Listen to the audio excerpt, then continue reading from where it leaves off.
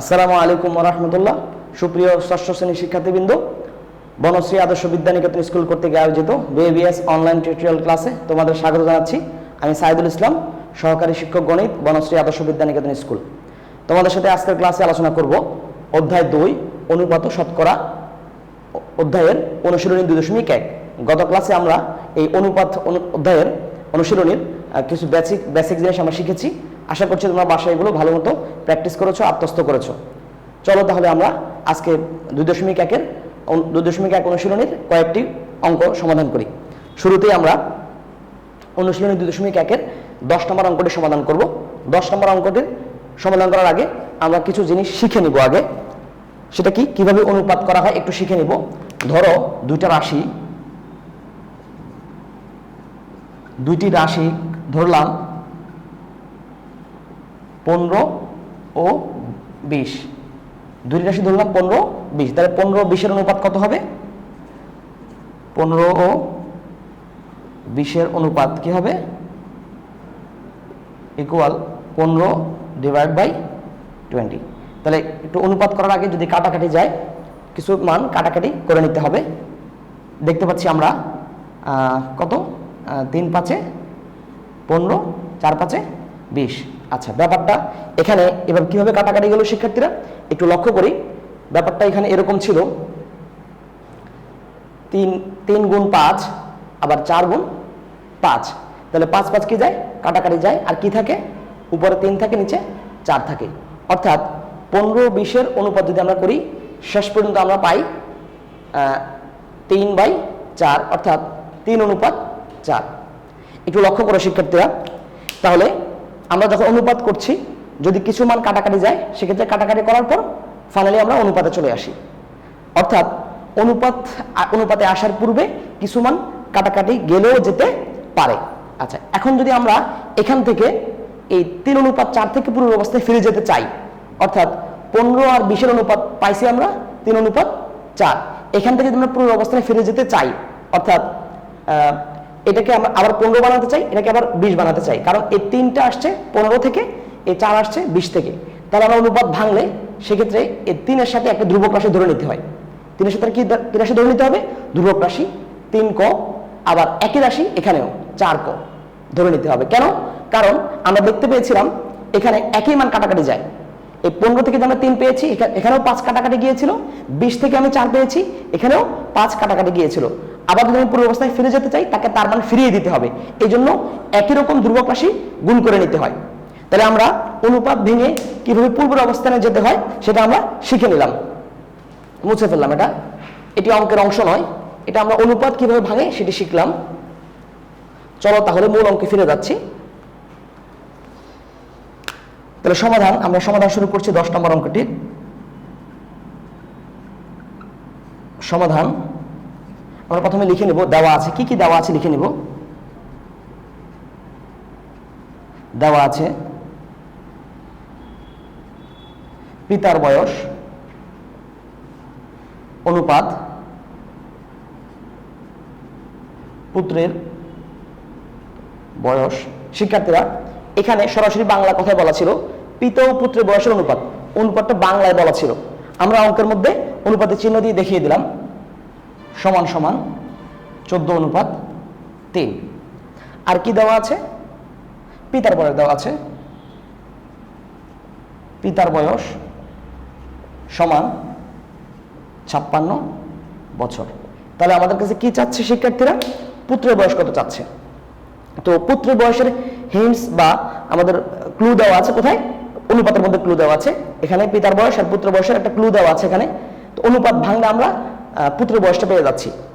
পুত্রের বয়সের, যেহেতু আমার কাছে পুত্রের বয়স চাচ্ছে, তো পুত্রের বয়সের ক্লু বা হিন্টস প্রশ্নের কোথায় আছে? অনুপাতের মধ্যে আছে। তো অনুপাতকে ভেঙে আমরা পুত্রের বয়সে চলে যেতে পারবো। চলো তাহলে অনুপাতকে ভেঙে ফেলি। এখানে তাহলে আমরা আগে শিখেছি অনুপাত ভাঙলে একটা ধ্রুবক রাশির সাথে ধরে নিতে হয়, কারণ অনুপাতে একই রকম মান কাটাকাটি যায়। পূর্ব অবস্থায় ফিরে যেতে গেলে তাকে তার মান ফিরিয়ে দিতে হয়। তাহলে এখানে পিতার বয়স সমান কত? এখানে ছিল 14, তাহলে 14 ক বছর। 14 ক বছর যেহেতু আমার পুত্রের বয়স চাচ্ছে, তো পুত্রের বয়স আছে প্রশ্নের এই অনুপাতের মধ্যে, তো অনুপাত ভেঙে ফেলতে হবে। অনুপাত না ভেঙে আমি পুত্রের বয়স পাচ্ছিলাম না, এই জন্য অনুপাত ভেঙে ফেললাম। পুত্রের বয়স সমান 3 বছর। এখন দেখতে পাচ্ছি আমার কাছে পুত্রের বয়স চাচ্ছিল, কিন্তু পুত্রের বয়সের মধ্যে কয়েকটি দুর্বল রাশি রয়ে গেছে। তাহলে কয়ের মান ছাড়া আমরা পুত্রের বয়স বের করতে পারছি না, তাহলে কয়ের মান বের করতে হবে। তাহলে কয়ের মান বের করবো কোথা থেকে? এই যে এখানে একটা পিতার বয়স আছে, আবার এখানে একটা পিতার বয়স আছে, দুটি পিতার বয়স, 14 পিতার বয়স, 56 পিতার বয়স।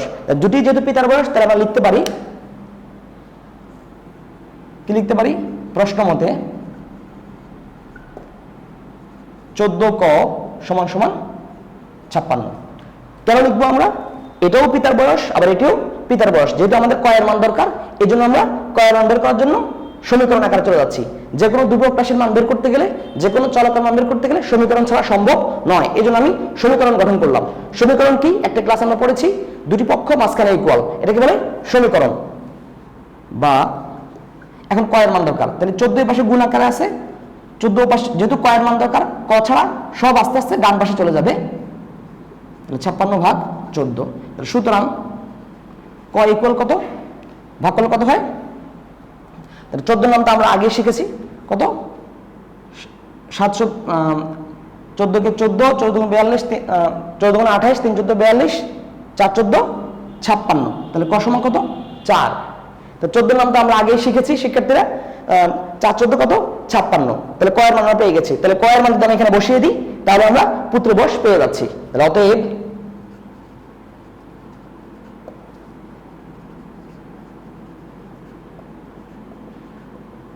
পুত্রের বয়স সমান 3 × 4। কোথায়? এই যে 3 বছর ছিল, তাহলে কয়ের মানটি যদি আমি এখানে বসিয়ে দিই, তাহলে পুত্রের বয়সটি আমরা পেয়ে যাচ্ছি। এত বছর সমান সমান 3 4 12 বছর। তাহলে আমার কাছে কি চাচ্ছিল শিক্ষার্থীরা? পুত্রের বয়স কত? আমরা পুত্রের বয়স পেয়ে গেলাম। আনসার বা উত্তর 12 বছর। শিক্ষার্থীরা, আমরা 10 নম্বর অঙ্কটি পুরোপুরি সমাধান করলাম। তোমরা বাসায় টিউটোরিয়াল ক্লাসটি দেখে ভালো মতো আবার বাসায় SW করবে, বারবার প্র্যাকটিস করবে, তাহলে তোমাদের অঙ্কটি আত্মস্থ হয়ে যাবে। এ ধরনের আরো অঙ্ক প্রশ্নের মধ্যে আছে, অনুশীলনের মধ্যে আছে, সেগুলো তোমরা বাসায় করে ফেলবে। তাহলে চলো, তাহলে আমরা পরবর্তী অঙ্কে চলে যাচ্ছি।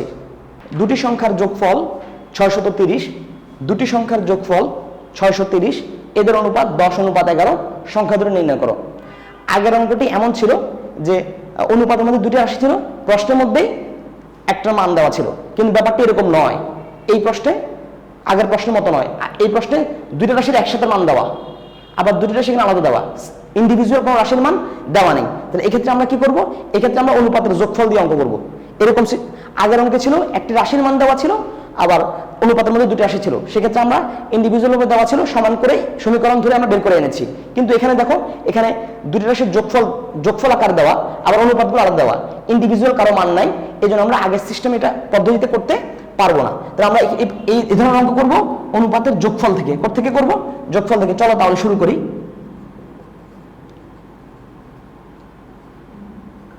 সমাধান।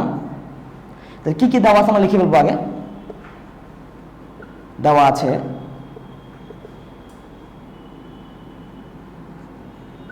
দুইটি সংখ্যার যোগফল সমান 630। আবার দেওয়া আছে সংখ্যা দুটোর অনুপাতে দেওয়া আছে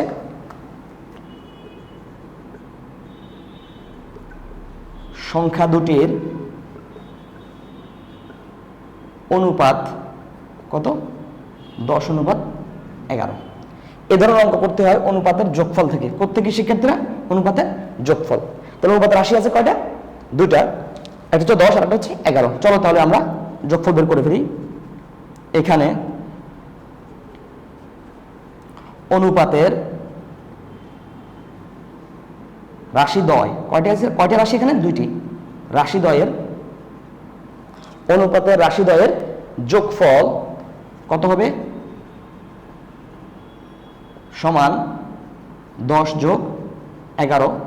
শিক্ষার্থী একটু লক্ষ্য করো, এখানে কোনো একক নেই, বছর, মাস, দিন, কেজি বা কোনো একক নাই, এই জন্য আমরা কোনো একক লিখব না। তাহলে 10 যোগ 11 কত? 21। শিক্ষার্থীরা আমরা অনুপাতের যোগফল পেয়ে গেলাম। তাহলে পরবর্তী অংশে চলে যাচ্ছি। আমাদের কাছে কি চাচ্ছিল? সংখ্যা দুটো নির্ণয় করো।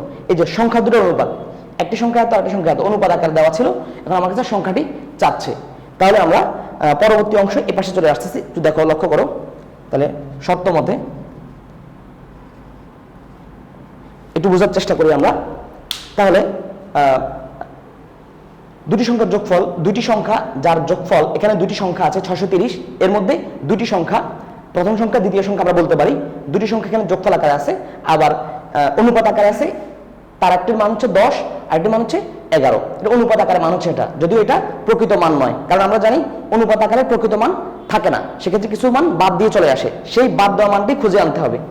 অর্থাৎ এই 630-এর মধ্যে 630-কে যদি আমি 21 ভাগ করি, 21 ভাগের 10 ভাগ হচ্ছে প্রথম সংখ্যাটি, 21 ভাগের 11 ভাগ হচ্ছে দ্বিতীয় সংখ্যাটি। আবার বলছি, 630-কে যদি আমি 21 ভাগ করতে পারি, অনুপাতের মধ্যে আমরা লক্ষ্য করছি 21-এর 10 ভাগ হচ্ছে প্রথম সংখ্যাটি, 21-এর 11 ভাগ হচ্ছে দ্বিতীয় সংখ্যাটি। চলো তাহলে আমরা মানটা বের করে নিয়ে আসি। তাহলে শর্ত মতে প্রথম সংখ্যাটি সমান, একটু আগে বলেছি, 630-এর 21 ভাগের 10। 21 ভাগের কত? 10। তাহলে যেহেতু কোনো প্রশ্নের মধ্যে একক নেই, আমরা এখানে কোনো একক লিখবো না। কত হয় শিক্ষার্থীরা? কাটাকাটি করলে 3 21 63 আর 0, তাহলে কত? 3 একে 3, 2টি 0। তাহলে প্রথম সংখ্যাটি কত? 300। প্রথম সংখ্যাটি কত শিক্ষার্থীরা? 300 পেয়ে গেলাম। এরপরে দ্বিতীয় সংখ্যাটি,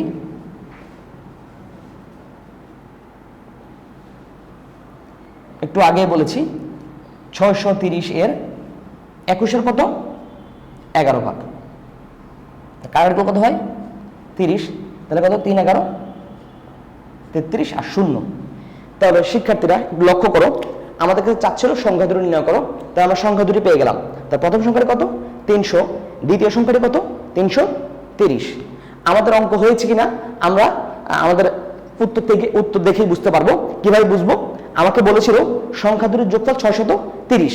এখন দেখি আমরা যে দুটি সংখ্যা পেয়েছি, একটি 300 আর একটি 330, এই দুটির যোগ করলে কি 630 হয়? হ্যাঁ হয়। দেখো এই যে 300, 600 আর 30, 630। ওরা বলছে সংখ্যা দুটির যোগফল 630। আমার প্রাপ্ত সংখ্যা দুটির যোগফল ঠিক থাকে, তাহলে আমার উত্তর ঠিক আছে বা অঙ্কের সমাধান ঠিক আছে। আচ্ছা শিক্ষার্থীরা, তাহলে আমরা 11 নম্বর অঙ্কটিও সমাধান করে ফেললাম। চলো তাহলে আরেকটি অঙ্ক করি আমরা। 2.1-এর 15 নম্বর অঙ্কটি আমরা করতে চাই। চলো তাহলে আমরা 15 নম্বর অঙ্কের মধ্যে চলে যাচ্ছি। মুছে ফেললাম এটা। শিক্ষার্থীরা, তোমরা প্রত্যেকটি ভিডিও ক্লাস বাসায় ভালো মতো দেখে খাতায় SW করবে, অঙ্কগুলো তুলে ফেলবে, বারবার প্র্যাকটিস করবে, একই রকম অঙ্কগুলো বাকি থাকা একই রকম অঙ্কগুলো সেগুলো করে ফেলবে। আমরা অবশ্যই এখন চলে যাচ্ছি আমরা 15 নম্বর অঙ্কে। 15 নম্বর অঙ্কটি কি? পায়েসে দুধ ও চিনির অনুপাত 7:2। পায়েসে দুধ ও চিনির অনুপাত 7:2। ওই পায়েসে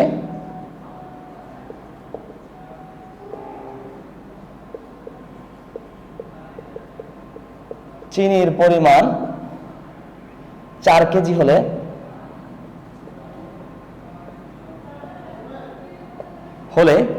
দুধের পরিমাণ কত?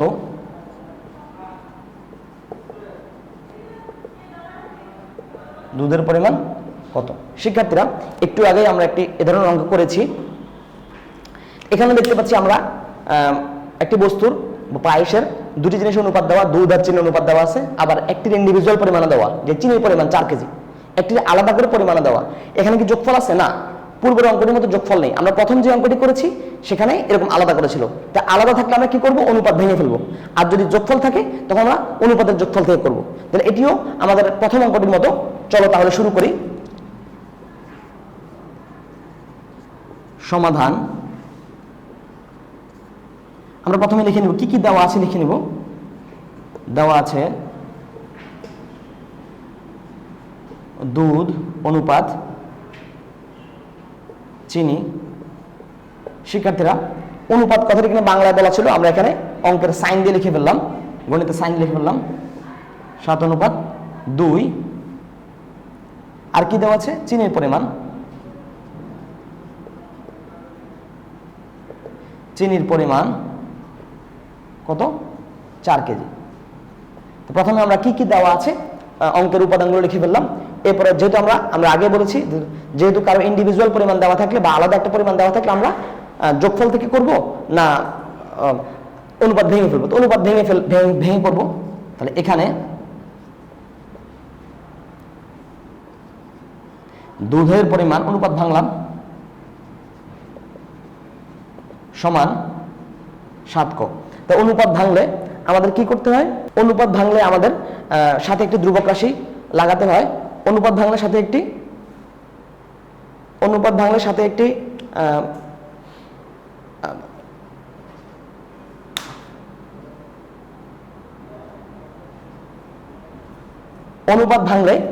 একটি ধ্রুবক রাশি লাগাতে হয়। আমরা ধ্রুবক রাশি দিয়ে দিলাম। দুধের পরিমাণ 7 ক কেজি। 7 ক কেজি।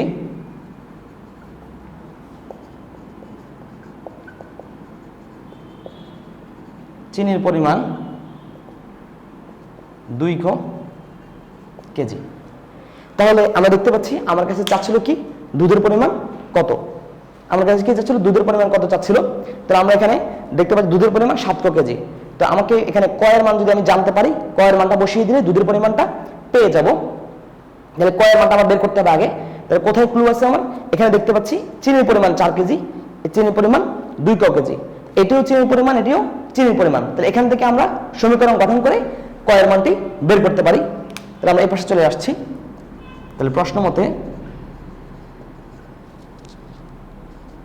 2 ক সমান 4, কারণ চিনির পরিমাণ এখানে 2 কেজি, উপরেও চিনির পরিমাণ 4 কেজি, দুটি চিনি পরিমাণ। তাহলে আমরা এখানে সমীকরণ গঠন করতে পারি, বা ক সমান 4/2। তাহলে সুতরাং ক সমান 2। তাহলে কয়ের মানটি আমরা পেয়ে গেলাম। কয়ের মান পেলে আমার কাছে কি চাচ্ছিল, দুধের পরিমাণ চাচ্ছিল। তাহলে আমরা দুধের পরিমাণ আসল পরিমাণটা পেয়ে যাচ্ছি এখন। তাহলে অতএব কয়ের মানটি বসিয়ে দিব। অতএব দুধের পরিমাণ সমান 7 × 2 কেজি সমান 14 কেজি। তাহলে উত্তর কত কেজি, 14 কেজি। তাহলে শিক্ষার্থীরা আমরা আমাদের এই অঙ্কের যা চাচ্ছিল, আমাদের দুধের পরিমাণ কত সেটা আমরা পেয়ে গেলাম, 14, দুধের পরিমাণ 14 কেজি। তো শিক্ষার্থীরা আমরা এখানে 3টি অঙ্ক সমাধান করলাম। একটি হচ্ছে অনুপাতের যোগফল বা দুটি রাশির যোগফল, অনুপাতগুলো আলাদা করেছিল রাশিগুলো, সেখান থেকে এরকম একটা অঙ্ক করলাম। আবার অনুপাত আকারে দেওয়া ছিল, ইন্ডিভিজুয়াল মানও ছিল, সেখান থেকেও আমরা করলাম। তাহলে আমরা আগের ক্লাসে করেছি, পূর্বের ক্লাসে আমরা করেছি অনুপাতের কিছু বেসিক আলোচনা করেছি। তোমরা ওই ক্লাসগুলো ওই ক্লাসটি করে বেসিক আলোচনা থেকে সংজ্ঞাগুলো ভালো মতো শিখে নিবে। ওই সংজ্ঞা থেকেই তোমাদের সৃজনশীলে কতে আসবে, ওখান থেকে কয়ের আনসার পেয়ে যাবে।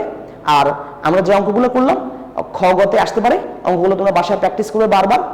আগের ক্লাস এবং আজকের ক্লাস মিলিয়ে তোমরা অধ্যায় 2.1 পূর্ণাঙ্গভাবে শেষ হলো। তাহলে আমাদের আরেকটি ক্লাসে সৃজনশীল সমাধান করা হয়েছে। তোমরা তাহলে টোটাল তোমাদের এই চ্যাপ্টারের বেসিক, অনুশীলনী অঙ্ক এবং সৃজনশীল অঙ্ক সম্পূর্ণভাবে শেষ হলো। তোমাদের কোনো প্রশ্ন থাকলে কমেন্টে জানাবে। পরবর্তী ক্লাসে আবার দেখা হবে। ততদিন তোমরা ভালো থাকো, সুস্থ থাকো। আসসালামু আলাইকুম ওয়া রাহমাতুল্লাহ।